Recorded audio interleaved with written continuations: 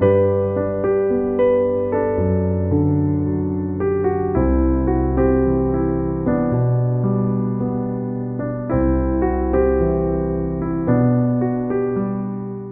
်ရွှင်စရာကောင်းတဲ့ Christmas Happy Christmas ပါလို့အရင်ဆုံးကျွန်တော်နှုတ်ဆက်ချင်ပါတယ်ကျွန်တော်တို့ဒီဇင်ဘာလကိုချင်းနေဝင်ရောက်လာတဲ့အခါမှာကျွန်တော်တို့နေရာဒေသအသီးသီးမှာဒီကမ္ဘာလောကကြီးထဲမှာ Christmas ရဲ့အငွေ့တာရလေး Christmas ရဲ့အနှစ်တာရလေးလေးစတင်ပြီးတော့မှအမြင်တွေ့နေရပြီစတင်ပြီးတော့မှခံစားနေရပြီဆိုတော့ဒီနေ့မှာလည်းကျွန်တော်ချစ်တော်ညီကိုမောင်နှမများနဲ့နှစ်တိုင်းကြုံတွေ့နေတဲ့ Christmas နဲ့ဒီနေ့ Christmas ရဲ့အတိတ်ပဲလေးတွေကိုကျွန်တော်တို့ရဲ့အသက်တာမှာဒီထက်နက်နက်ရှိုင်းရှိုင်းတာရီနားလည်နိုင်ဖို့ရန်အတွက်ဒီနေ့ Christmas မှာဒီနှုတ်ကပတ်တော်လေးအပြင်နိုင်ငံခွန်အားပေးသွားခြင်းပါတယ်ဒီနှုတ်ကပတ်တော်လေးရဲ့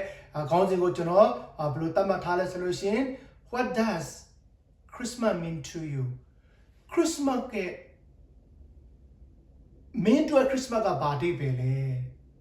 ဆိုတော့Christmas ဆိုတာဒီဇင်ဘာလကိုရောက်လာရင်လူတိုင်းကကမ္ဘာပေါ်မှာအားလုံးပျော်ရွှင်ကြတယ်တယောက်နဲ့တယောက်လက်ဆောင်တွေပေးကြတယ်ဆိုတော့ကျွန်တော်တို့ဒီ Christmas လရာသီရောက်လာတဲ့အခါမှာကျွန်တော်တို့ခရစ်ယာန်တွေဘယ်မဟုတ်ပဲနဲ့တလောကလုံးက Christmas ဆိုတဲ့အရာကိုမြင်တွေ့တယ်ခံစားတယ်ပျော်ရွှင်ကြတယ်ဆိုတော့ဒီနေ့ Christmas ဆိုတဲ့အရာကအဓိကဘာလဲဆိုလို့ရှိရင်ကျွန်တော်တို့လောကကြီးမှာရှိတဲ့လောကလူသားအားလုံးအပြစ်သားတွေကိုကယ်တင်မဲ့ယေရှုဖခင်ကလောကကြီးမှာလူစားတိခံပြီးတော့မှနွားစခွက်မှာမွေးဖွားလာတဲ့အရာဖြစ်တယ်ဒီအရာကိုအဓိကပုံဖော်ပြီးတော့မှယေရှုခရစ်တော်မွေးဖွားလာခဲ့တဲ့ Christmas လရာသီအချိန်ကျွန်တော်တို့ဒီရှင်းပြောမယ်ဆိုလို့ရှိရင်ယေရှုရဲ့ birthday ယေရှုရဲ့မွေးနေ့အချိန်ကာလတစ်ခုဖြစ်တယ်ဒါကြောင့်ဒီ Christmas လရာသီရောက်တဲ့အခါမှာကျွန်တော်တို့ကမ္ဘာပေါ်မှာလူတိုင်းပျော်ပျော်ရွှင်ရွှင်နဲ့ Christmas ပွဲတွေကျင်းပကြတယ်ယေရှုဘုရားကိုကြိုဆိုကြတယ်ဆိုတော့ဒီနေ့ကျွန်တော်တို့ Christmas လရာသီရဲ့အချိန်ကာလရောက်တဲ့အခါမှာ Christmas ဆိုတာကယေရှုဘုရားကလောကလူသားအလုံးကိုအပြစ်ကနေကယ်တင်ဖို့ရန်အတွက်မွေးဖွားလာခဲ့တာမှန်တယ်ဒါပေမဲ့အဲ့ဒီအရာရဲ့မှန်တာရဲ့တခြားတစ်ဖက်မှာလည်းနောက်တဲ့လေးနဲ့တဲ့အဓိပ္ပာယ်တစ်ခုရှိသေးတယ်ဆိုတဲ့အရာလေးကိုကျွန်တော်ဒီနေ့ပြောပြသွားခြင်းတယ်။ဘာကြောင့်လဲဆိုတော့ကျွန်တော်တို့ဒီအကျွေစေ့တွေမှာဆိုလို့ရှိရင်ပန်းနဲ့ခေါင်းဆိုတဲ့နှစ်ခုရှိတယ်။ဆိုတော့အဲ့နှစ်ခုလုံးပေါင်းမှတန်ဖိုးရှိတဲ့ငွေအကျွေးစည်းလေးတစ်ခုဖြစ်လာတယ်။ဘာကြောင့်လဲဆိုတော့ခေါင်းတစ်ခုပဲကြည့်ပြီးတော့မှကျွန်တော်ဒီဘက်ပန်းကိုမပါဘူးဆိုလို့ရှိရင်အဲ့ဒီငွေအကျွေးစည်းကတန်ဖိုးမရှိပါဘူး။ဆိုတော့ကျွန်တော်ပြောချင်တဲ့အရာကဒီနေ့ယေရှုခရစ်တော်လောကကြီးမှာအားလုံးမျှော်လင့်ပြီးတော့ပျော်ရွှင်ကြတဲ့ဒီ Christmas လရာသီမှာမွေးဖွားခဲ့တာမှန်တယ်။လူသားအားလုံးကိုအပြစ်ကနေကယ်တင်ဖို့ဖြစ်တယ်။ဒါဒီအင်မတန်မှပျော်ရွှင်စရာကောင်းတဲ့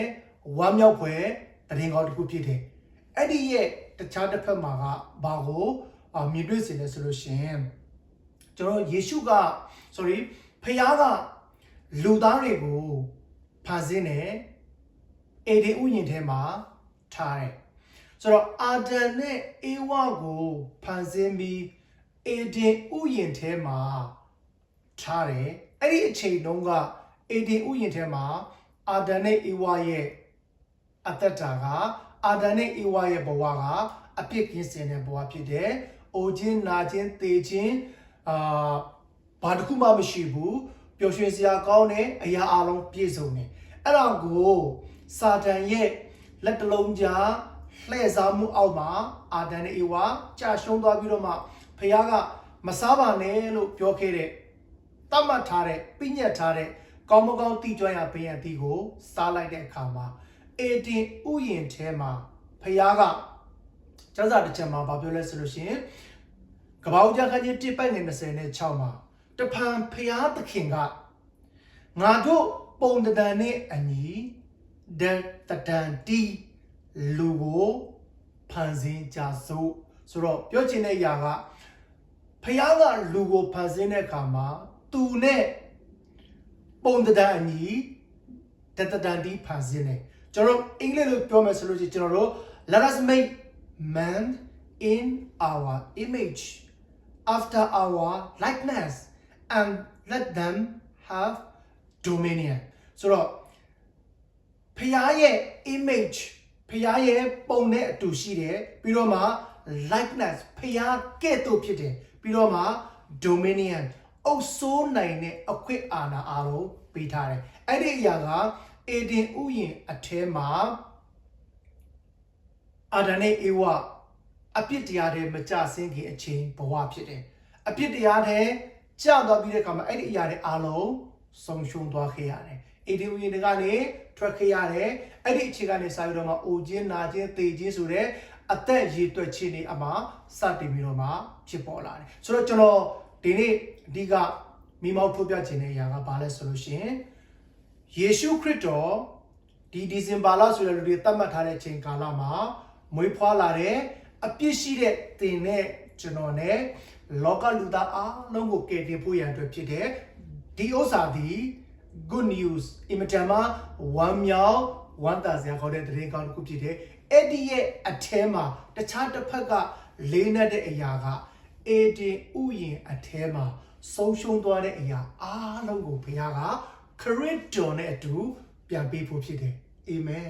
ဆိုတော့ကြားလာတဲ့ဒီညီကိုမောင်တို့များခရစ်စမတ်ဆိုတဲ့အရာကဒီနှစ်ခုနဲ့တည်ဆုံမှအတိတ်ပဲရှိတဲ့ခရစ်စမတ်အင်မတန်မှဝမ်းမြောက်ဝမ်းသာစရာကောင်းတဲ့ good news သတင်းကောင်းတစ်ခုဖြစ်တယ်ဆိုတဲ့အရာလေးကိုကျွန်တော်ပြောချင်တယ်ဆိုတော့ကျွန်တော်တို့ရဲ့အသက်တာထဲမှာဒီခရစ်စမတ်ဆိုတဲ့လရာသီအချိန်ကာလကိုကြုံကြောက်လာတဲ့အခါမှာခရစ်တော်ရဲ့မွေးဖွားခြင်းကိုကျွန်တော်တို့ကြိုဆိုကြတယ်ခရစ်တော်ရဲ့မွေးဖွားခြင်းကိုကျွန်တော်တို့မျှော်လင့်ကြတယ်ခရစ်တော်ကျွန်တော်တို့ပုံစံမျိုးမျိုးနဲ့เนาะတန်တာကြတယ်ဆိုတော့ဒီခရစ်စမတ်လရာသီရဲ့အင်မတန်မှအရေးကြီးဆုံးသောသတင်းကောင်းတစ်ခုကဘာလဲဆိုလို့ရှိရင်ကျွန်တော်တို့ကိုအပြစ်မှကယ်ဖို့ရန်အတွက်ယေရှုဖခင်ကလူစားတွေခံပြီးတော့မှကြွဆင်းလာတယ်ဆိုတော့အဲ့ဒီယေရှုဖခင်လူစားတွေခံပြီးကြွဆင်းလာတဲ့အခါကျမှကျွန်တော်တို့အတွက်အပြစ်ရှိတဲ့သူတွေအားလုံးကိုကယ်တင်ဖို့အတွက်ဖခင်ကပြင်ဆင်ခဲ့တာမဟုတ်ပါဘူးဆိုတော့ဒီကယ်တင်ခြင်းဆိုတဲ့ဒီ salvation ဆိုတဲ့ဒီအရာလေးတစ်ခုကယေရှုခရစ်တော်လောကကြီးမှာမွေးဖွားလာတဲ့အချိန်မှာမှလောကကြီးမှာအားလုံးကမျက်မြင်ထင်ရှားဘွားကနေတွေ့သွားခဲ့ရတယ်။ဒါပေမဲ့အဲ့ဒီအရာကယေရှုခရစ်တော်လွန်ခဲ့တဲ့နှစ်ပေါင်း2000ကျော်ဘယ်လီမျိုးလေးမှာနွားစကွက်လေးထဲမှာမွေးဖွားပြီးမှအဲ့ဒီမွေးဖွားလာတဲ့အချိန်ရောက်မှအဲ့ဒီကယ်တင်ခြင်းဆိုတဲ့ຢာကစတင်ခဲ့တာမဟုတ်ပါဘူး။နောက်ကျွန်တော်ကျမ်းစာထဲမှာကြည့်လိုက်မယ်ဆိုလို့ရှိရင်ကမ္ဘာဦးကျမ်းခန်းကြီး3ပတ်ငယ်15မှာသင်နှင့်မိန်းမကို၎င်းခုနကအာဒံနဲ့အေဝကိုစာတန်ကလှည့်ဖျားခြင်းရဲ့အနောက်မှာအာဒံနဲ့အေဝကြာရှုံးသွားပြီးတော့မှကောင်းကောင်းတိကျပင်ရဲ့အတီကိုစားပြီးတဲ့အခါမှာဘုရားကအာဒံနဲ့အေဝပေါ်မှာလှည့်ဖျားခဲ့တဲ့စာတန်ကိုသူဒီလိုပြောခဲ့ပါတယ်Genesis ကကြီး3ပိုင်းငယ်15မှာတင်နဲ့မိမကို၎င်းတင်းရဲ့အမျိုးနွယ်နဲ့မိမရဲ့အမျိုးနွယ်ကို၎င်းငါသည်ရန်ညိုဖွဲ့စေမည်သူသည်တင်း၏ခေါင်းကိုကျိတ်လိမ့်မည်တင်းသည်သူ၏ဖနှောက်ကိုကျိတ်လိမ့်မည်ဟုမိန့်တော်မူ၏ပြီးတော့မှကမ္ဘာဦးကျမ်းခန်းကြီး3ပိုင်းငယ်21မှာထာဝရရှင်ဖျားသခင်သည်လူလင်မယားဖို့တရေဖြင့်ဝတ်လုံကိုလုံ၍ခြုံစီတော်မူ၏ဆိုတော့ပထမကမိမရဲ့မျိုးရိုးကနေတင်းရဲ့ဥကောင်းကိုကြိတ်မယ်ဆိုတဲ့အတိုင်းပဲယေရှုခရစ်တော်ကလက်ဝါးကားလေးပေါ်မှာအသေးခံပြီး၃ရက်မြောက်တဲ့နေ့မှာသေချင်းဆိုတဲ့မြစ်စုမှန်ကိုအောင်မြင်ခဲ့ပါတယ်။နောက်တစ်ခုကလူလင်မယားဖို့တရေဖြစ်ဝတ်လုံကိုချုပ်ပေးတယ်။ဘာကြောင့်လဲဆိုတော့အဲ့ဒီတရေဝတ်လုံဖျားမပေးခင်မှာအာဒံနဲ့အေဝါကသူတို့တက်နိုင်တဲ့အတိုင်းအတာလေးတိုင်းတင်မောတပန်းပင်အရွက်နဲ့သူတို့ရဲ့အဆက်ကိုကွယ်ခဲ့တယ်။ဒါပေမဲ့တင်မောတပန်းပင်အရွက်ကခဏတာပဲခံရတဲ့ကြောင့်ဘုရားကတရေဝတ်လုံကိုလုပ်ခဲ့ပေးတယ်။ တရေဝစ်လုံးလုပ်ပေးဖို့ရန်အတွက်အဲ့ဒီတရေကိုဘယ်ကရလဲတရိษံစီကရပါတယ်ဒါဆိုအဲ့ဒီတရိษံစီကအဲ့တရေကိုရဖို့ရအဲ့ဒီတရိษံကပါလဲအသက်ပေးရတယ်အသွေးသွင်းရပါတယ်ဆိုတော့အဲ့ဒီအသက်နဲ့အသွေးသွင်းခြင်းရဲ့18ဥယျာဉ်ထဲမှာအဲ့ဒီနှစ်ခုလုံးက18ဥယျာဉ်ထဲမှာပြုခဲ့တာ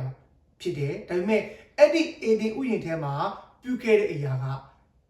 ကျွန်တော်တို့ယေရှုခရစ်တော်ကရာနီပေါ်မှာကရာနီကုန်းပေါ်ရဲ့လက်ဝါးကားတိုင်ပေါ်မှာအသေးခံမဲ့အရာကိုမိမောင်းထုတ်ပြထားပါတယ်နောက်တစ်ခုကျွန်တော်ဆက်ကြည့်မယ်ဆိုလို့ရှင်အဲ့ဒါခုနကကျွန်တော်ပြောခဲ့တဲ့နှစ်ခုက18ဥယျာဉ်ထဲမှာဖြစ်တယ်ပြီးတော့မှတော်လေအကျဉ်းခန်းကြီး21ပိုင်ငယ်8မှာထာဝရဘုရားကလည်းမီးမွေရုပ်ကိုလှုပ်၍တိုင်ပေါ်မှာမြှောက်ထားတော့ကြိုက်ခံရသောသူတိုင်းကြည့်ရှုလျင်အသက်ချမ်းသာရလိမ့်မည်ဟုမောရှိအားမိန့်တော်မူသည့်အတိုင်းဟောဒီတော်လေ21မှာဣသရေလမျိုးတွေဘုရားကိုအင်မတန်မှနော်နှောက်ယှက်တယ်နော်ဘုရားကိုအင်မတန်မှအပြစ်တင်တဲ့ကြောင့်ဘုရားကပါလဲမီးမွေတွေလွှတ်လိုက်တယ်အဲ့ဒီကမှမီးမွေတွေကြိုက်ပြီးတော့မှဣသရေလလူမျိုးတွေတရားလူကတေကုန်ပြီးမီးမွေအစိတ်တက်တက်တက်ကိုအဲ့ဒီကမှဣသရေလလူမျိုးတွေကဘာပြန်ပြောလို့ဆိုမောရှေဘုရားကိုပြန်ပြောပြပါငါတို့မှားပါပြီမောရှေကပြန်ဆုတောင်းတယ်ဘုရားကသူပြန်ပြောတယ်ဘုရားရှင်ဒီလူမျိုးတွေကိုတော့ခွင့်လွှတ်ပေးပါဘုရားကဘာပြောလဲမောရှေမင်းကင်ထားတဲ့ဒုံမှာကြေးဝါမွေရုပ်ကိုထောင်ထားလိုက်ပါအဲ့ဒီကြေးဝါမွေရုပ်ကိုကြည်တော်သူတိုင်းအသက်ချမ်းသာရမယ်မောရှေကဘုရားပြောတဲ့အတိုင်းပဲသူရဲ့လက်ကင်ဒုံပေါ်မှာကြေးဝါမွေရုပ်ကိုလှုပ်ပြီးတော့မှထောင်ထားတယ်ပြီးတော့မှမွေကြိုက်ခရတဲ့သူတွေအားလုံးကိုမောရှေကကြေညာလိုက်တယ်ဒီမွေရုပ်ကိုမွေစိတ်တက်တဲ့သူတိုင်းလာကြည့်ပါလာကြည့်တဲ့သူတိုင်းအသက်ချမ်းသာရမယ်လို့မောရှေကပြောတယ်လာကြည့်အဲ့စကားကိုကြားတယ်နားထောင်ပြီးတော့မှလာကြည့်တဲ့သူတိုင်းအသက်ချမ်းသာရပါတယ်ဆိုတော့ဒါကြုံကြိုက်တဲ့ຢာတစ်ခုဖြစ်တဲ့အတွက်ကြောင့်ဒီနေ့ကျွန်တော်တိုင်တော်ပေါ်မှာကြေးဝါမွေရုပ်နဲ့တိုင်တစ်ခုပေါ်မှာမွေလေးရှိနေတာကဒီနေ့ခေတ်ကာလဘယ်အရာရဲ့ပုံစံတစ်ခုဖြစ်နေလဲဆိုတော့ကျွန်တော်တို့အားလုံးသိရတဲ့အတိုင်းပဲเนาะကျမ်းမာရေးဌာနရဲ့နမိတ်လက္ခဏာတစ်ခုဖြစ်ပါတယ်ဆိုတော့ဒါတွေကအားလုံးဖြစ်နေတဲ့အရာတစ်ခုကိုကျွန်တော်တို့ပြောပြခြင်းဖြစ်ပါတယ်ဆိုတော့ပြောချင်တဲ့အရာကအဲ့ဒီတိုင်တော်ပေါ်မှာရှိတဲ့မွေရုပ်ကိုမြင်တဲ့သူတိုင်းအသက်ချမ်းသာရပါတယ်အဲ့ဒါကလည်းဘာကိုပုံဖော်ပြီးတော့မှမိမောင်းထုတ်ပြလဲဆိုလို့ရှင်လဝါကတ်တိုင်ပေါ်မှာအသေးခံခဲ့တဲ့ခရစ်တော်ကိုခရစ်တော်အသေးခံခဲ့တာငါအတွက်ဖြစ်ပါလားဆိုတော့နှလုံးသားထဲမှာအကျွမ်းမဲ့ယုံကြည်ပြီးအဲ့ဒီတိုင်တော်ကိုမျှော်ကြည့်တဲ့သူတိုင်းအပြစ်ဆိုတဲ့ငရေကနေလွတ်မြောက်ခြင်းရပါတယ်အဲ့ဒီအရာက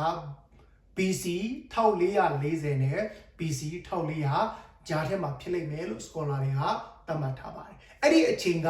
မောရှေနဲ့ဣသရေလလူမျိုးတွေအေဂုတုကနေခါနာန်ပြည်ကိုသွားတဲ့လမ်းခီးမှာဖြစ်ခဲ့တဲ့ဖြစ်ပျက်တွေပါအဲ့ဒီဖြစ်ပျက်လေးကလည်းဒီနေ့ပါလေခရစ်စမတ်လရာသီမှာအပြစ်သားတွေကိုကယ်တင်ရှင်မွေးဖွားပြီးနှစ်ပေါင်း30ကျော်လောက်ကကြီးမှနေပြီးလဝါကားတွေပေါ်မှာအသေးခံမဲ့အရာကိုကယ်တင်ခြင်းကိုမိမောင်းထိုးပြနေပါတယ်ပြီးတော့မှရှောလမုန်တခြင်းဒီရှောလမုန်တခြင်းကတော့ဆရာတွေတော်တော်များများတရားဟောတဲ့အထက်မှာအင်မတန်မှရှားပါတဲ့ຢာလေးတစ်ခုဖြစ်တယ်ဆိုတော့ဒီရှောလမုန်တခြင်းနဲ့ပတ်သက်ပြီးတော့မှဒီရှောလမုန်တခြင်းကအားလုံးကတော့ဖတ်တဲ့အခါမှာကြပြလိုဘာလိုနဲ့နားမလည်နိုင်တဲ့အရာတွေအများကြီးရှိပါတယ်ဆိုတော့ဒါကတော့စကားဒီနှုတ်ကပတ်ဝင်ငါးရေးနဲ့ကြုံကြိုက်လို့ကျွန်တော်ပြောပြချင်ပါတယ်ဒီကျွန်တော်ဒီတဲတော်နဲ့ပတ်သက်ပြီးတော့မှဒီ online မှာကျွန်တော်တွားနေတာဖြစ်တဲ့တဲတော်နဲ့ပတ်သက်ပြီးတော့မှကျွန်တော်တို့ဒီအပိုင်း7ကိုရောက်သွားပြီဒီနေ့ကဒီလကခရစ်စမတ်လရာသီဖြစ်တဲ့ကြောင့်အဲ့ဒါလို့ကျွန်တော်ခဏနားထားတယ်ဆိုတော့တဲတော်နဲ့ပတ်သက်ပြီးတော့မှလည်းကျွန်တော်အပိုင်း7တိရောက်သွားပြီအဲ့ဒီတဲတော်နဲ့ပတ်သက်ပြီးတော့မှလည်းကျွန်တော်စာအုပ်ထုတ်ထားတယ်ပြီးတော့မှဒီရှောလမုန်တခြင်းနဲ့ပတ်သက်ပြီးတော့မှလည်းကျွန်တော်စာအုပ်တို့ကိုရေးဖို့ရတဲ့ကျွန်တော်ပြင်ဆင်နေတဲ့မကြာခင်ထွက်လာတော့မှဖြစ်တယ်ဒီရှောလမုန်တခြင်းဆိုတဲ့ຢာကကျွန်တော်တို့တော်တော်များများနားလည်တဲ့ຢာကဖတ်လို့ရှင်ဒီအချစ်အကြောင်းတွေပါလိမ့်ပဲဖြစ်ပေမဲ့အဲ့ဒီရှောလမုန်တခြင်းအထဲမှာလည်းယေရှုခရစ်တော်နဲ့ကယ်တင်ခြင်းပါပါတယ်အာမင်ပြီးတော့မှကျွန်တော်တို့သမီးကိုတိမ်ဆဲမဲ့အကြောင်းသမီးနဲ့ မင်္ဂလာဆောင်မဲ့အကြောင်းဟာဒီရှောလမုန်ထဲမှာအဲ့ဒီအရာတွေအများကြီးဒီနေ့ဘုရားကကျွန်တော်ကိုဖွင့်ပြခဲ့တဲ့အခါမှာဒီရှောလမုန်တခြင်းထဲမှာလဲယေရှုခရစ်တော်အကြောင်းရှိတယ်ကယ်တင်ခြင်းအကြောင်းလည်းရှိတယ်နော်ဒီထဲမှာကျွန်တော်တစ်ချက်ကြည့်မှဆိုလို့ရှိရင်ရှောလမုန်တခြင်းကကြီးနှစ်ပိုက်ငယ်ရှစ်ထဲမှာငါချစ်ရသခင်စကားတန်ပြီးကြည်ပါတောင်ကြီးတောင်ငယ်တို့ကိုခုံကျော်လက်ကြွလာ၏ယေရှုခရစ်တော်ကကျွန်တော်အခု AD 2000လွန်ခဲ့တဲ့ AD 2000ဘယ်လိုမျိုးလေးရ North Korea မှာမွေးဖွားလာမှအကြံစီစတင်ခဲ့တာမဟုတ်ကျွန်တော်တို့ဗာလဲခေတ်အဆက်ဆက်ပုံဆောင်ချက်တွေနဲ့နှစ်ခေတ်အဆက်ဆက်ကိုဗာလဲတောင်ကြီးတောင်ငယ်တို့ကိုကြော်လွှားပြီးတော့မှချစ်ရကျွန်တော်တို့စီကိုဗာလဲသခင်ကကြွဆင်းလာတာပါအင်မတန်မှချစ်စရာကောင်းတယ်နော်ကြပြအလင်္ကာလေးတစ်ခုဖြစ်ပါတယ်ကျွန်တော်တို့တွေခရစ်တော်သည်ရှောလမုန်ခြင်းထဲမှာရှိပါတယ်ကယ်တင်ခြင်းဆိုတဲ့အရာက BC 940မှာရှောလမုန်ကလည်းအဲ့ဒီအရာကိုပုံဖော်ပြီးတော့မှခရစ်တော်ကိုမိမောင်းထုတ်ပြခဲ့ပါတယ်ပြီးတော့မှနောက်တစ်ခုကဟေရှာယခန်းကြီး9ပိုက်ငယ်14မှာထို့ကြောင့်ထာဝရဘုရားသည်ကိုရောတိုင်နမိတ်လက္ခဏာကိုငါတို့သင်တို့ကပေးတော်မူမည်ကြည်ရှုလော့တတော်တမီကညာသည်ပရိတ်တည်းဆွေး၍တားယောက်ျားကိုဖွားမြင်လက်တံထိုသားကိုအေမာနွေလအမည်ဖြင့်မဲ့ရလက်တံနောက်တစ်ခုကဟေရှာယခန်းကြီး9ပိုက်ငယ်6အကြောင်းမူကားငါတို့ဖို့သူငယ်ကိုဖွားမြင်၏ငါတို့အားသားကိုတနာတော်မူ၏ထိုသူသည်အုပ်ဆိုးခြင်းအာနာဆက်ရှိလိမ့်မည်နာမတော်မူကားအံ့ဩဖွယ်တိုင်ပင်ဖက်တကိုးကြီးသောဘုရားသခင်ထာဝရအဖငြိမ်သက်ခြင်းရှင်ခုခေါ်ဝသမုတ်ခြင်းကိုခံတော်မူလိမ့်မည် Prophet Isaiah က BC 680မှာခရစ်တော်ရဲ့မွေးဖွားခြင်းအကြောင်းအရာကိုမိမောင်းထိုးပြထားပါတယ်ပြီးတော့မှကျွန်တော်တို့ယေရမိနာဂတိကျမ်းခန်းကြီး23ပိုက်ငယ်9မှာထာဝရဘုရားမိန့်တော်မူသည်ကပန့်ရှင်သောအညွန့်ကိုဒါဝိဒ်ဖို့ငါပေါက်စေသည့်အတိုင်းရန်ကောင်းသောရှင်ဘုရင်တဦးသည်စိုးစံ၍မြေကြီးပေါ်မှာတရားသဖြင့်ဖြောင့်မတ်စွာစီရင်ရာကာလသည်ရောက်လိမ့်မည်ဒါဝိဒ်၏အမျိုးကနေအညွန့်ထွက်မယ်အေဒီခရစ်တော်သည်ဒါဝိဒ်ရဲ့ generation ကနေမွေးဖွားခဲ့တာဖြစ်ပါတယ်ဆိုတော့ညီကိုမောင်တော်များဒီနေ့ကျွန်တော်ဒီຢာတွေကိုနားလည်စေခြင်းတဲ့ຢာကခေတ်အဆက်ဆက်မှာခရစ်တော်မွေးဖွားလာမယ့်အကြောင်းအရာကိုပုံဖော်ထားခဲ့ပါတယ်အဲ့ဒီအရာတွေအားလုံးအချုပ်ကမဿဲခန်းကြီး1ပိုက်ငယ်20နဲ့1တားယောက်ျားကိုဖွားမြင်လိမ့်မည်ထိုသားသည်မိမိလူတို့ကိုအပြစ်မှကယ်ချုပ်မိသူဖြစ်သောကြောင့်ယေရှုဟူသောမိဖြင့်မှဲ့ရမည်ဟုကောင်းကင်တမန်ဆို၏ခေတ်အဆက်ဆက်ပုံစံအမျိုးမျိုးနဲ့မိမောင်းထိုးပြခဲ့တဲ့ခရစ်တော်ရဲ့မွေးဖွားခြင်းအကြောင်းအရာကမဿဲခန်းကြီး1ပိုက်ငယ်20နဲ့1မှာခရစ်တော်အဖြစ်အလုံးပြည့်စုံသွားတယ်ဆိုကျွန်တော်တို့တွေးရတယ်။ဘာကြောင့်လဲဆိုတော့ထိုအရာကခရစ်တော်ရဲ့မွေးဖွားခြင်းအပြစ်သားလေးကိုကယ်တင်မဲ့ဖခင်ရဲ့ပြည်စင်မှုကခရစ်တော်မွေးဖွားလာမှအဲ့ဒီကယ်တင်ခြင်းဆိုတဲ့ခေါင်းစဉ်နဲ့ကယ်တင်ခြင်းအစီအစဉ်ကြီးကဖြစ်လာတာပုံပဲနဲ့ဟိုကျွန်တော်တို့အေဒင်ဥယျာဉ်ကလေးကနေစပြီးတော့မှဖြစ်တည်လာတယ်ဆိုတဲ့အရာလေးကိုကျွန်တော်တို့နားလည်စေချင်တယ်။ဘာကြောင့်လဲဆိုတော့ယနေ့ကျွန်တော်တို့ရဲ့အသက်တာထဲမှာအဲ့ဒီယေရှုခရစ်တော်ကကျွန်တော်တို့လောကလူသားအားလုံးကိုသိချစ်လွန်းလို့ခေတ်အဆက်ဆက်ပုံစံမျိုးမျိုးနဲ့ပုံဖော်ပြီးတော့မှကျွန်တော်တို့ရှင်မသက်ခန်းကြီး20နဲ့ခန်းကြီး1ပိုက်ငယ်20နဲ့1ထဲမှာမွေးဖွားခြင်းအကြောင်းအရာပြည့်စုံစွာနဲ့ကျွန်တော်တို့ကိုနားလည်စေခဲ့တယ်။ထို့သူဒီပါလဲမိမိလူတို့ကိုအပြစ်မှာကယ်ချုပ်မိသူဖြစ်သောကြောင့်ယေရှုဟူသောမိဖြင့်မှဲ့ရမည်ဟုကောင်းကင်တမန်ဆိုတယ်။ဆိုတော့ညီကောင်မများအဲ့ဒီအကြောင်းအရာတွေအားလုံးကဘယ်ထဲမှာကျွန်တော်တို့မြင်တွေ့ရလဲဆိုလို့ရှိရင်တမန်ကျမ်းစာထဲမှာကျွန်တော်တို့တွေ့ရပါတယ်ဆိုတော့တမန်ကျမ်းစာဆိုတော့ညီကောင်မများကျွန်တော်တို့ယနေ့ခရိယန်တွေအားလုံးကင်ဆောင်ပြီးတော့မှဖတ်နေတဲ့တမန်ကျမ်းစာက66ပေါင်းချုပ်ထားတာဖြစ်တဲ့ဓမ္မဟောင်းကျမ်းမှာ39ကျမ်းဓမ္မသစ်ကျမ်းမှာ29 ခုနှစ်ချက်အဲ့ဒီနှစ်ခုပေါင်းပြီးတော့မှ66အုပ်ကျွန်တော်တို့ပေါင်းချုပ်ထားတာဖြစ်တယ်ပြီးတော့မှအဲ့ဒီကျမ်းစာ66အုပ်ကရေးသားတဲ့သူ40ကျော်ပြီးတော့မှကျွန်တော်တို့ကျမ်းစာထဲမှာကြည့်မယ်ဆိုလို့ရှိရင်တိမောသေဩဝါဒစာဒုတိယစာခန်းကြီး3ပိုင်းငယ်16မှာထိုကျမ်းစာရှိသမျှသည်ဖျားသခင်မှုတ်သွင်းတော်မူခြင်းအဖြစ်ဖြစ်၍ဆိုတော့ပြောချင်တဲ့အရာကဒီကျမ်းစာကစာရွက်ပေါ်မှာရေးထားတာတော့မှန်ပါတယ်ဒါပေမဲ့ဒီကျမ်းစာကစာရွက်ပေါ်မှာရေးထားတာမှန်ပေမဲ့တယောက်တည်းကရေးထားတာပုံပဲနဲ့ကျွန်တော်လွန်ခဲ့တဲ့နှစ်ပေါင်းများစွာ BC ကလေးကနေဖျားရှင်ကခေတ်ဆက် prophet တွေကိုပေါ်ပြခဲ့တယ်ပုံစံမျိုးမျိုးနဲ့ပေါ်ပြခဲ့တယ်နော်အဲ့ဒီအရာတွေအားလုံးပေါင်းပြီးတော့မှရေးသားခဲ့တဲ့အရာတခုဖြစ်တယ်ဖွင့်ပြခြင်းခံရတဲ့သူပေါင်း40လောက်ကနေရေးသားခဲ့တာဖြစ်တယ်နေရာမတူဘူးအချိန်မတူဘူး culture ယဉ်ကျေးမှုထုံးစံပါတခုမှမတူဘူးပထဝီအနေအထားပါတခုမှမတူဘူးဒါပေမဲ့ဒီထဲမှာကျွန်တော်ကြည့်လိုက်မယ်ဆိုလို့ချင်းဒီတမန်ကျမ်းစာရဲ့ဒီကျမ်းချက်တဲ့ဒီတမန်ကျမ်းစာအုပ်ထဲမှာပုံဖော်ခဲ့တဲ့သူတွေရေးသားခဲ့တဲ့သူတွေထဲမှာရှင်ဘုရင်တွေပါတယ်အမတ်တွေပါတယ်တိုးထိန်တွေပါတယ် prophet တွေပါတယ်ထောင်သားပါတယ်ဆရာဝန်ပါတယ်ကြပြဆရာပါတယ်စာရေးဆရာပါတယ်အရာရှိပါတယ်တာမန်လူပါတယ်လေသမားပါတယ်အလုသမားပါတယ်အခွန်ခံပါတယ်တငါတဲ့ပါတယ်ကျမ်းတက်ပါတယ်ဖာရီရှဲပါတယ်ကျွန်တော်တို့အချင်းနေအဆင့်တန်းလည်းမတူဘူးလူရဲ့မျိုးရိုးလည်းမတူကြဘူးအမျိုးကွဲပြားခြားနားတဲ့အခြေအနေရှုထောင့်တွေက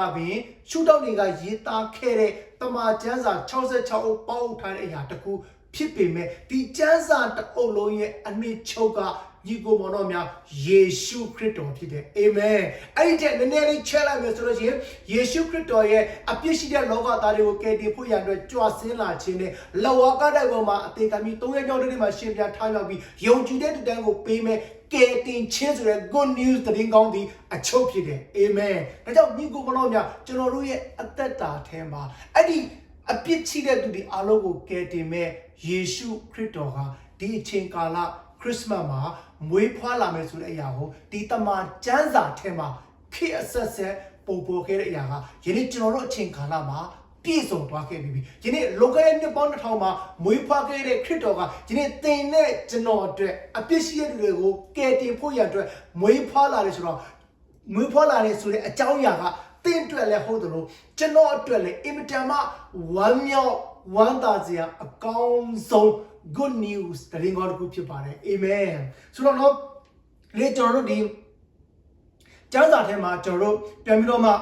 ကြည့်လိုက်မယ်ဆိုလို့ရှိရင်ဒီကျမ်းစာဆိုတဲ့အရာကဒီ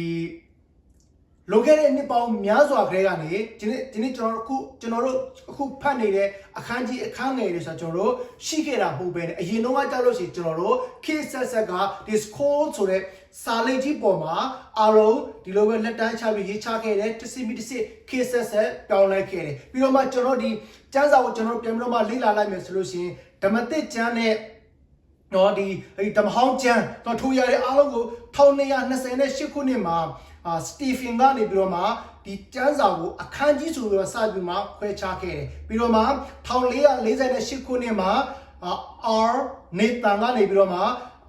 ဓမ္မသစ်ကျမ်းကိုအခန်းငယ်ပြစတင်ပြီးတော့မှခွဲခြားခဲ့တယ်ပြီးတော့မှ1552ခုနှစ်မှာ Robert Stephen ကနေပြီးတော့မှဒီဓမ္မသစ်ကျမ်းကိုအခန်းငယ်ဖြစ်ပြန်တော့ခွဲခြားစိတ်ပြခဲ့တယ်ပြီးတော့မှ1560ရောက်တဲ့အခါကျမှယနေ့ကျွန်တော်တို့ကင်ဆောင်ထားတဲ့တမန်ကျမ်းစာကဘာဦးကနေပြတဲ့ဒီအခန်းကြီးအခန်းငယ်ဆိုပြီးတော့မှပိုင်းခြားပြီးတော့မှကျွန်တော်တို့ဒီနေ့မှာကျွန်တော်တို့ပဲပူဇော်နဲ့ဖတ်ရှုနိုင်ခဲ့တဲ့အရာဖြစ်တယ်ဆိုတော့ပြောချင်တဲ့အရာကဒီကျမ်းစာအုပ်ကဒီနေ့ခုချိန်ကာလမှာအခန်းကြီးအခန်းငယ်တွေနဲ့အကောင်းဆုံးဖြစ်ခဲ့ပြီမဲ့အိုးရင်တုန်းကစပြီးတော့မှရေးသားခဲ့တဲ့အချိန်တုန်းကတော့ကျွန်တော်တို့ပါလေပေစာရွက်တွေပေါ်မှာရေးခဲ့အဲ့ဒီမတိုင်ရင်တုန်းကတရေလိပ်တွေပေါ်မှာကျွန်တော်ရေးခဲ့တယ်ထိုရတဲ့အားလုံးကဒီနေ့ခေတ်အချိန်ကာလမှာထိုရရဲ့တက်သေးတွေကအများကြီးရှာတွေ့နေတဲ့အထောက်အထားတွေအများကြီးရှိပါတယ်ဆိုတော့ဒီနေ့ကျွန်တော်တို့ရဲ့အသက်တာမှာဒီတမန်ကျမ်းစာဆိုတဲ့အရာကခေတ်အဆက်ပြောင်းခဲ့ပြီမဲ့ဒီတမန်ကျမ်းစာထဲမှာရှိနေတဲ့အရာတွေအားလုံးကတန်ရှင်သောဝိညာဉ်တော်ကပေါ်ပြပြီးတော့မှလူပေါင်း40ကျော်ကရေးခဲ့ပြီးတော့မှအဓိက main point title အကြောင်းအရာက ယေရှုခရစ်တော်အကြောင်းဖြစ်ပါတယ်ပြီးတော့မှကျွန်တော်ဒီလောကကြီးမှာဒီတမန်ကျမ်းစာနဲ့ပတ်သက်ပြီးတော့မှဘာသာပြန်တဲ့အရာတွေကျွန်တော်တို့အများကြီးရှိတယ်ကျွန်တော်မြန်မာပြည်မှာတော့မှဆရာကြီးယူတတန်ကလာပြီးတော့မှမြန်မာဘာသာကိုအင်္ဂလိပ်ဘာသာကနေပြန်ဆိုပေးခဲ့ရတာဖြစ်တယ်ဘာကြောင့်လဲဆိုတော့ကမ္ဘာပေါ်မှာဘာသာစကားပေါင်း2019ခုနှစ်မှာWhite Cliff ဆိုတဲ့ဒီ society ဖွဲ့နေပြီးတော့မှသူတို့ research လုပ်ထားတဲ့အရာကမ္ဘာပေါ်မှာမတူညီတဲ့စကားပေါင်း9353မျိုးရှိတယ်အဲ့ဒီမှာ9353မျိုးမှာဓမ္မထောင်းကျမ်းနဲ့ဓမ္မသစ်ကျမ်းဆိုတဲ့ကျမ်းစာအုပ်ကိုရှိတဲ့ဘာသာက698ဘာသာပဲရှိတယ်ဆိုတော့ခုနကလူမျိုးနဲ့တွက်လိုက်မယ်ဆိုလို့ရှိရင် percentage နဲ့ကြောခွဲလိုက်မယ်ဆိုလို့ရှိရင်9.49ရာခိုင်နှုန်းပဲရှိတယ်ပြီးတော့မှဓမ္မသစ်ကျမ်းတစ်ခုပဲရှိတာက1348ဆိုတော့အဲ့ဒါကကျွန်တော်ဒီရာခိုင်နှုန်းနဲ့တွက်လိုက်မယ်ဆိုလို့ရှိရင်21.35ရာခိုင်နှုန်းပဲရှိတယ်ပြီးတော့မှကျွန်တော်တို့ဒီစောက်ဒီဓမ္မဟောင်းကျမ်းကောဓမ္မသစ်ကျမ်းကောရှိတဲ့အရာကကျတော့ခုန9.49% အဲ့ဒီလောက်ပဲကျွန်တော်တို့ရှိသေးတယ်ဆိုတော့အဲ့ဒီအရာတွေအားလုံးကိုကျွန်တော်တို့ပေါင်းလိုက်လို့ရှိရင်ကျမ်းစာကိုရှိတဲ့ဘာသာစကားက3284ဆိုတော့ 46.02% ပဲရှိသေးတယ်ကျန်တဲ့ကျွန်တော်တို့ 53.98 ဆိုတဲ့3969ဆိုတဲ့လူမျိုးကသူတို့ဘာသာစကားနဲ့ကျမ်းစာဟုတ်မရှိသေးဘူးဆိုတော့ယနေ့အဲ့ဒီလူတွေအတွက်ကောကျွန်တော်တို့ရဲ့အသက်တာထဲမှာယေရှုခရစ်တော်ရဲ့ကယ်တင်ခြင်းတည်င်းကောင်းကိုကျွန်တော်တို့သိဖို့လိုတယ်လို့ယေရှုခရစ်တော်လက်ဝါးကတဲ့နွားစကွက်ထဲမှာဘက်လီမျိုးမှာမွေးဖွားခဲ့တာကသူတို့အားလုံးအတွက်လည်းပါတယ်သူတို့မသိပေမဲ့ယေရှုခရစ်တော်မွေးဖွားခဲ့တဲ့အရာတွေအားလုံးကသူတို့အတွက်လည်းပါတယ်ဆိုတာကိုကျွန်တော်တို့ကျမ်းစာထဲမှာတွေ့ရပါတယ်ဆိုတော့ပြောချင်တဲ့အရာကဒီနေ့ခရစ်စမတ်ဆိုတဲ့ချိန်ကာလကြီးမှာယေရှုခရစ်တော်မွေးဖွားခဲ့တဲ့အရာကလောကလူသားအားလုံးကိုကယ်တင်ဖို့ဖြစ်တယ်အာမင်အမြဲတမ်းဝမ်းသာစရာကောင်းတဲ့တရင်ကောင်းတစ်ခုဖြစ်ပါတယ်ဆိုတော့ဒီနေ့ကျွန်တော်ပြန်ကြည့်မယ်ဆိုလို့ရှိရင်အခုချိန်ကာလမှာဒီဇင်ဘာလအားလုံးသတ်မှတ်ထားတဲ့ခရစ်စမတ်ဆိုတော့ဒီနေ့ယုံကြည်သူညီကိုပေါင်းတို့များအတွက်ဟုတ်တယ်လို့မယုံကြည်သေးတဲ့ခရစ်တော်ကိုကယ်တင်ပိုင်ရှင်ဖြစ်မယုံကြည်သေးတဲ့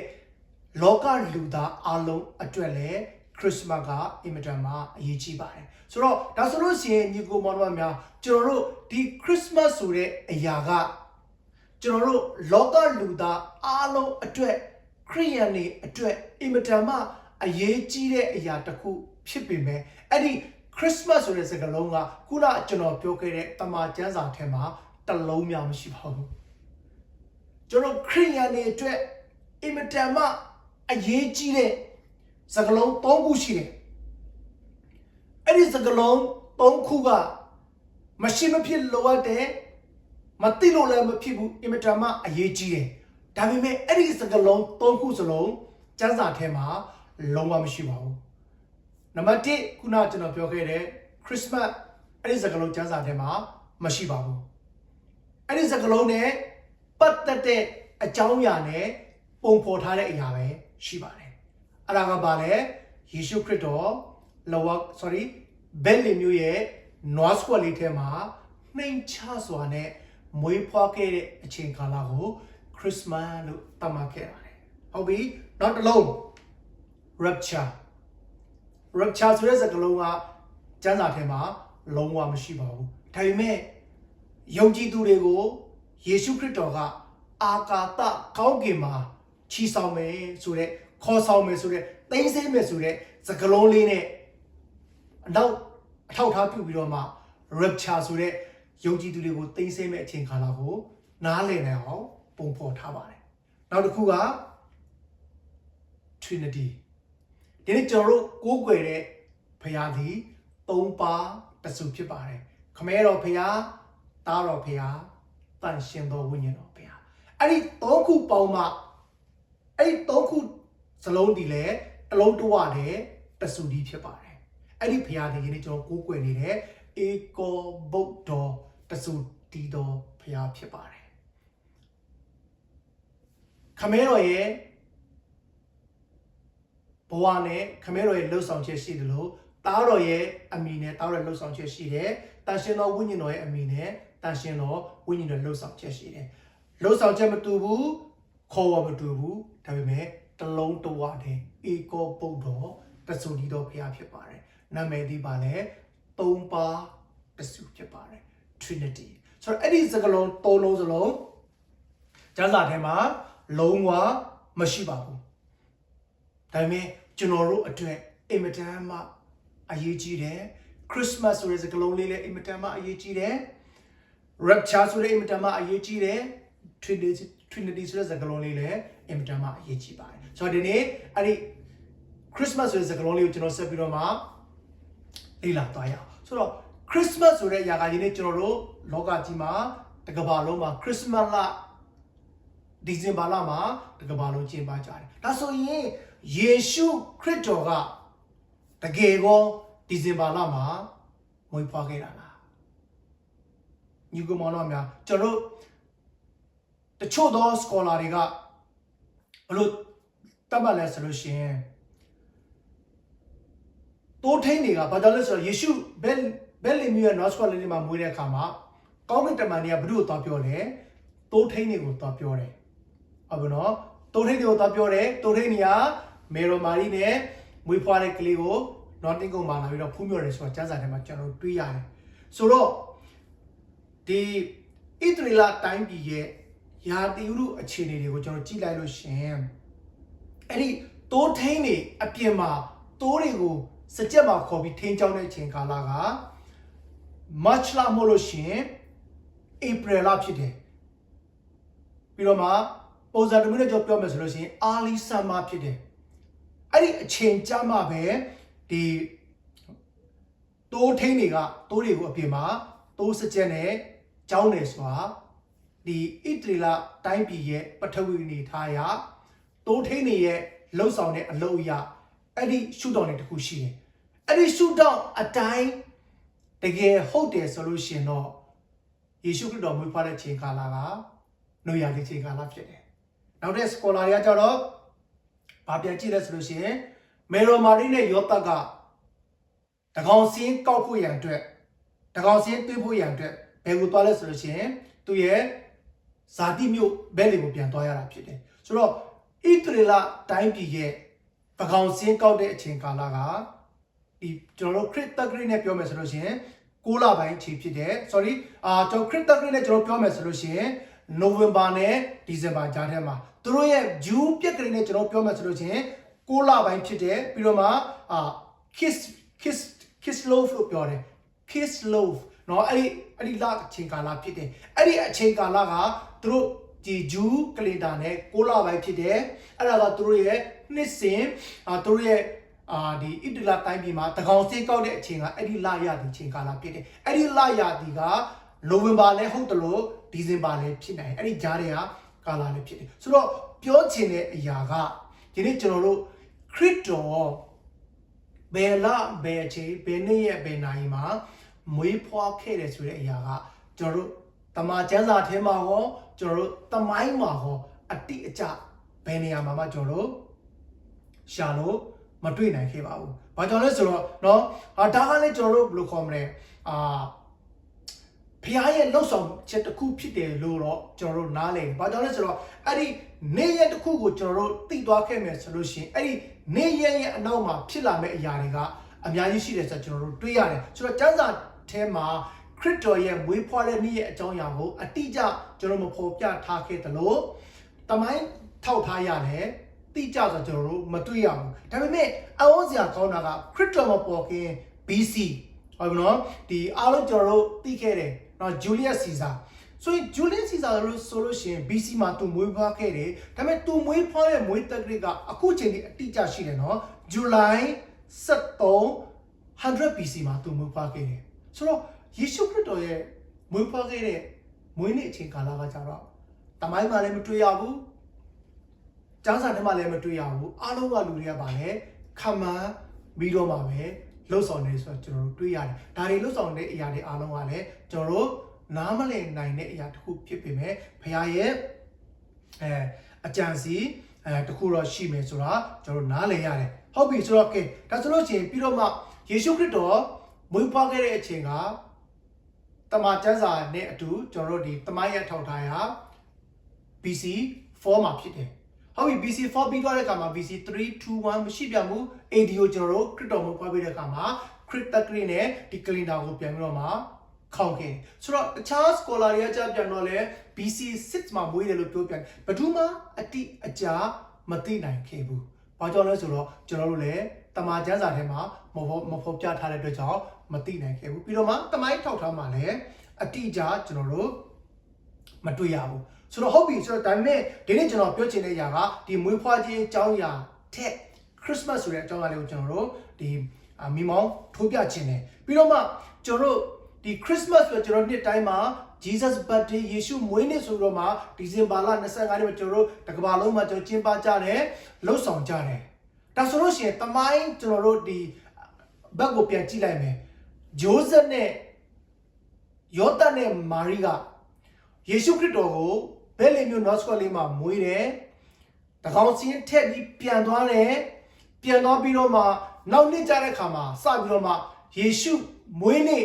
ခရစ်စမတ်လို့စပြီးလုပ်ခဲ့တာဟုတ်သလားဆိုတော့မဟုတ်ပါဘူးညီကောင်တော်များအဲ့ဒီချိန်ကာလမှာခရစ်စမတ်ဆိုတာလည်းမရှိပါဘူးသူတို့လုပ်လဲမလုပ်ခဲ့ပါဘူးဒါဆိုလို့ရှိရင်ခရစ်စမတ်ကဘယ်ချိန်မှရှိလာခဲ့ရလဲ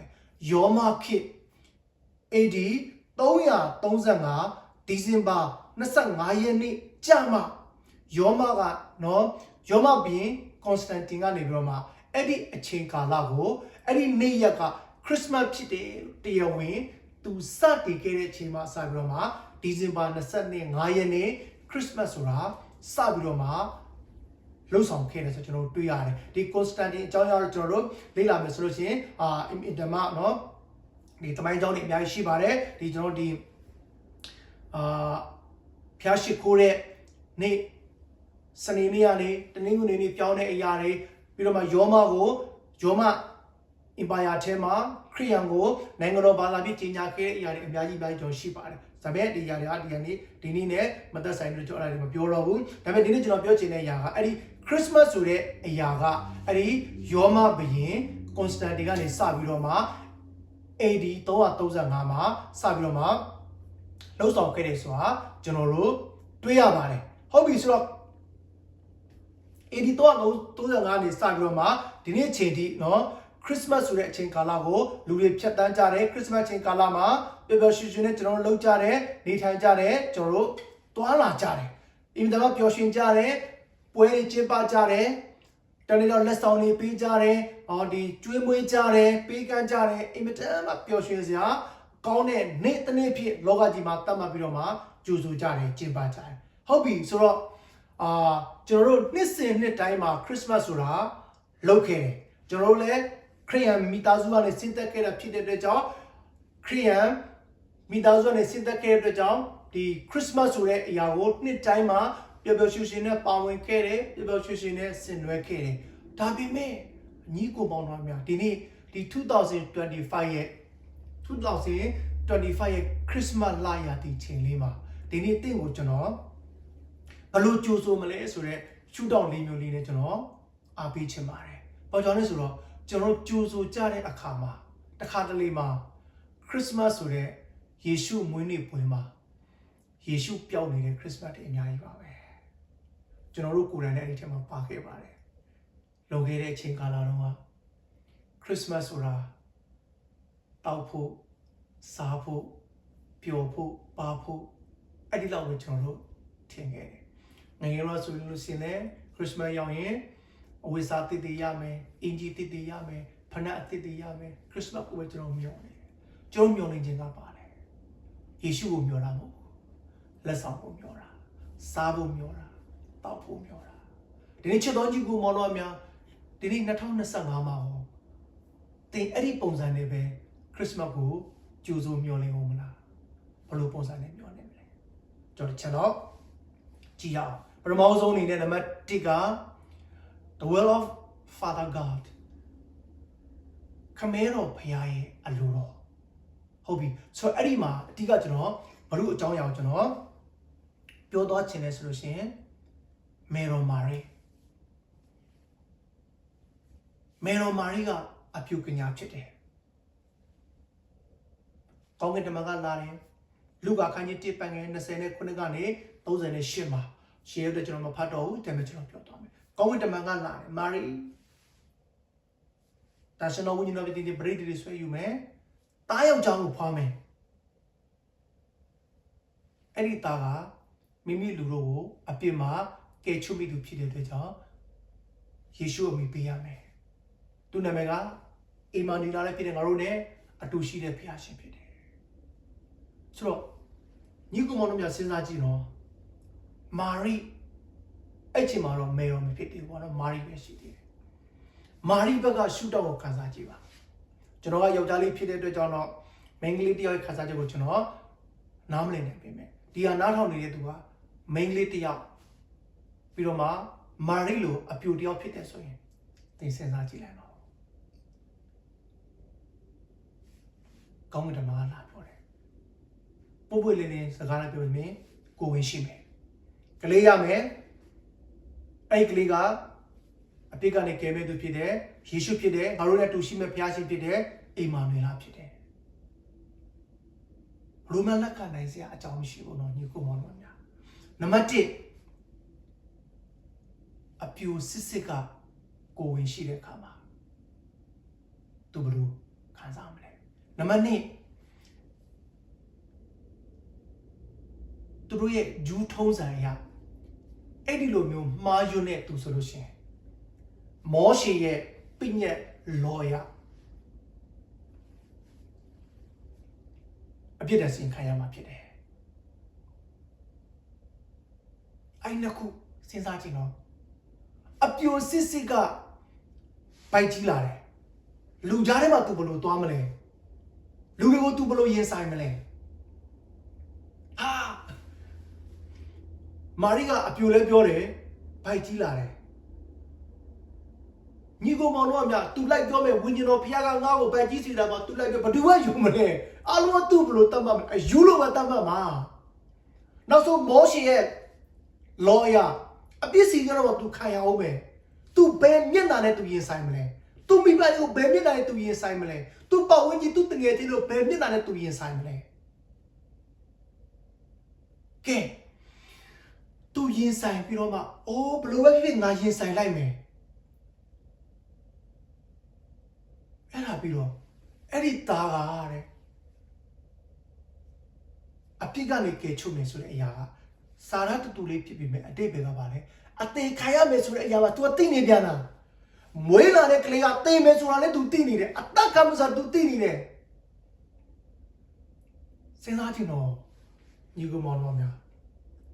မေရိုမာရီပင်နှလုံးသားနဲ့ခံစားမလဲ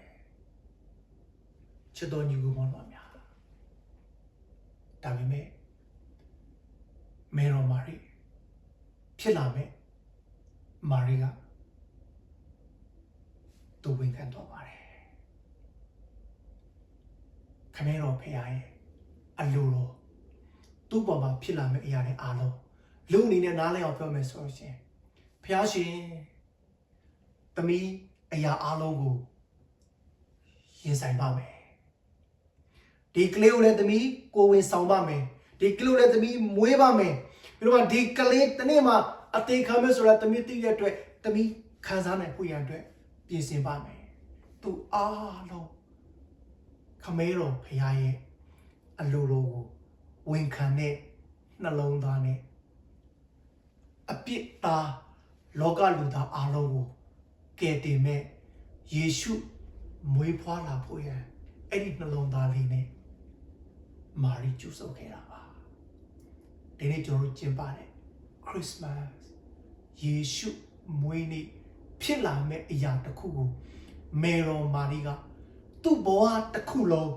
နှလုံးသားနဲ့ယဉ်ပြီးတော့မှကျူဆုပ်ခဲ့တာပါဒီနေ့ကျွန်တော်တို့ကခရစ်စမတ်မှာတောင်းမယ်စားမယ်ပြောမယ်ပါမယ်စဉ်းစားကြည့်ညီကိုမောင်နှမတန်တလားဒီခရစ်တော်မွေးဖွားလာဖို့ဒီခရစ်စမတ်ဖြစ်လာဖို့အတွက်မာရိဆိုတဲ့အပြုကညာက တလောကလုံးကိုရင်ဆိုင်ပြီးနှလုံးသားပေးဆက်ပြီးတော့မှကြိုးဆိုခဲ့တာပါညီကိုမောင်တို့များတင်နှစ်တိုင်းကြိုးဆိုခဲ့တဲ့နှလုံးသားကတခြားသောအရာဖြစ်ခဲ့မယ်ဆိုရင်ဒီနေ့မာရိနှလုံးသားလိုမျိုးအလိုတော်ဝေခံတတ်တဲ့နှလုံးသားနဲ့ခရစ်တော်ကိုကြိုးဆိုဖို့ရန်အတွက်နံပါတ်1အားပေးချင်ပါတယ်နံပါတ်2တူကြောင့်တားတယ်ကောင်းကင်တမန်တွေကတော့ပြောတယ်မေရှိယမွေးဖွားပြီတူထင်းနေတူတွေထားခဲ့ပြီးတော့မှပဲလင်းမျိုးသွားတယ်လော့စကွက်ကိုရှာတယ်မာရီနဲ့သူငယ်တော်တွေ့တဲ့အခါမှာသူတို့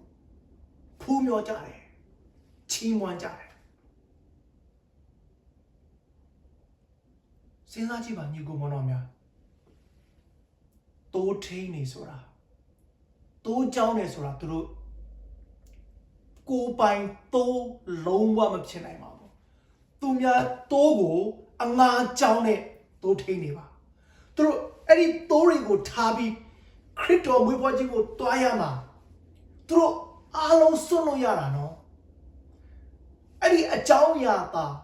တိုးပိုင်ရှင်သူ့ရဲ့ပိုင်ရှင်တွေသိရင်သူတို့ဘယ်လိုဖြစ်မလဲအဲ့ဒီຢာတွေသူတို့လောကကူးမဆိုင်နိုင်တော့ဘူးကောင်းကင်တမန်တွေလာတဲ့အတန်ကိုကြားတဲ့အခါမှာသူတို့ချက်ချင်းအဲ့ဒီသူတို့ထိန်းချောင်းတဲ့သိုးတွေကိုထားခဲ့ပြီးတော့မှ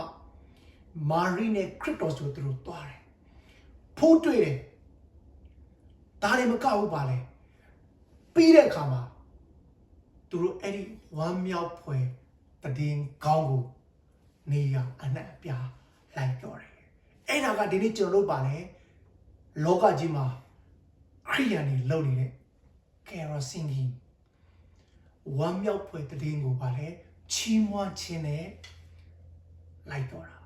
ဒါပေမဲ့အခုတော့ကယ်ရိုစင်ကြီးနေရာလို့မဟုတ်တော့တိမ်သွားဆိုတယ်ပတ်စံပေးယူခဲ့တယ်ကျွန်တော်တို့လည်းအဲ့ဒီဘဝတွေကနေဖြတ်သန်းခဲ့တာကြားတဲ့အရာတွေကိုတောက်တယ်စားပြစ်တယ်ဟာပြန်စဉ်းစားကြည့်ညီကိုမောင်တို့များနှလုံးသားထဲမှာအင်မတန်မှနာကျင်ဖို့ကောင်းပါတယ်အဲ့ဒီအချိန်တုန်းကတိုးထိန်နေတာအဲ့ဒီ Carol ဆိုတဲ့ဝမ်းမြောက်ဖွယ်ကိုပျော်ရွှင်စွာဝမ်းမြောက်စွာကခိုးပြီးတော့မှလိုက်ပြောတာက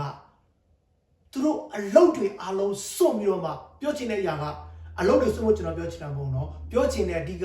ကျွန်တော်မိမောင်းထိုးပြချင်တဲ့အရာကသူတို့ရဲ့ဘဝအနေထားတွေအားလုံးကိုစွန့်ပြီးတော့မှခရစ်တော်ရဲ့ဝမ်းမြောက်ဖွယ်တဲ့ခေါင်းကိုလိုက်ပြောတာအဲ့ဒီနှလုံးသားနဲ့ခရစ်တော်ဒီနေ့ဖြစ်လာမယ့်ခရစ်စမတ်ကိုသူတို့ကြိုးဆိုခဲ့တာတင်ရောကျွန်တော်ဘယ်လိုကြိုးဆိုမလဲ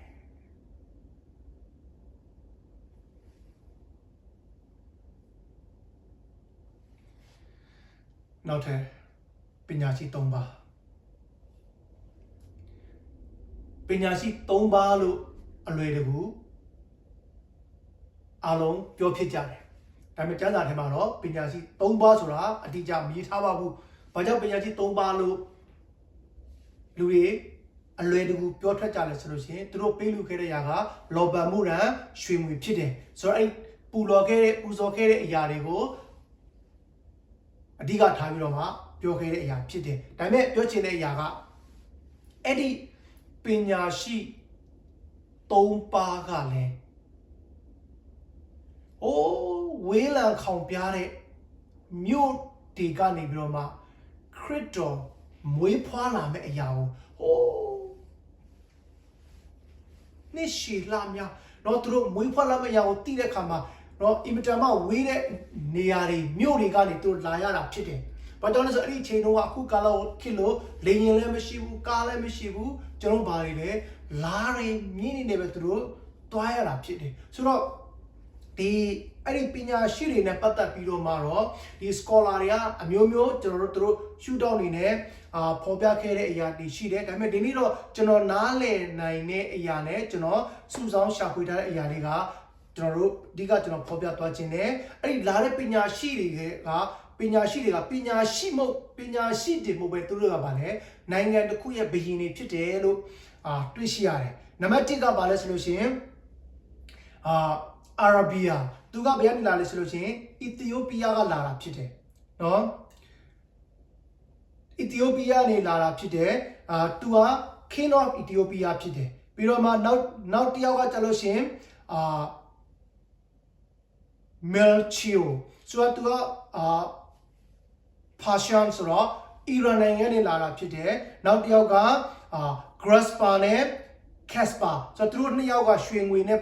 တွက်လိုက်တဲ့အခါမှာ၄ယောက်ကျွန်တော်ပြန်ဖြစ်သွားပြန်တယ်သူတို့ကဘယ်ကလာလဲဆိုလို့ရှိရင်အိန္ဒိယကနေသူတို့လာတာဖြစ်တယ်ဆိုတော့ကျွန်တော်မြေပုံကိုကျွန်တော်ကြည့်လိုက်မယ်ဆိုလို့ရှိရင်